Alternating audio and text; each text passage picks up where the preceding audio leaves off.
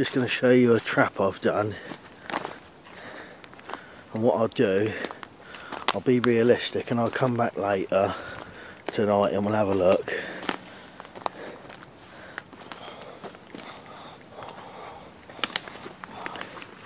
The only bait I had on me was some crisps, so I'll put them in. Whether that will catch it, I don't know. And I'm going to try and catch a pheasant, but the other thing is I've only seen one pheasant round here, and when I saw it I actually scared it away anyway. But a realistic bit of trapping, I'll do this and I'll come back and show you whether it's caught anything or not. I should have found some natural bait, but I ain't really got the time today, so I've just done this quickly.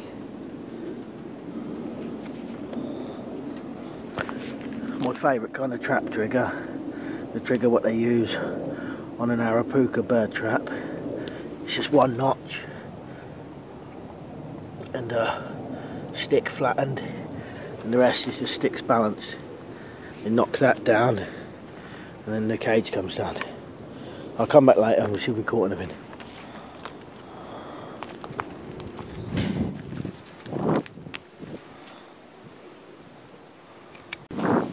Right, I come back to check the trap. I was after a pheasant, but as you can see,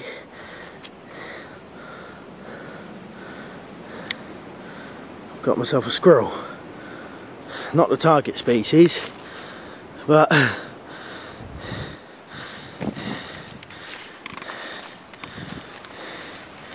he's probably going to get out any second though, because he'll probably be able to dig under. There you go. So that trap works fine. That worked perfect in there.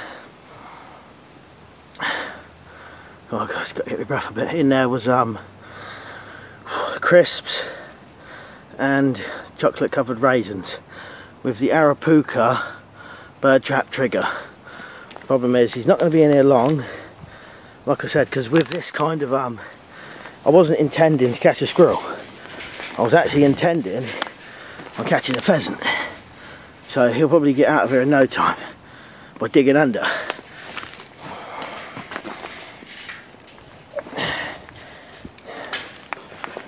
He's not happy with me here.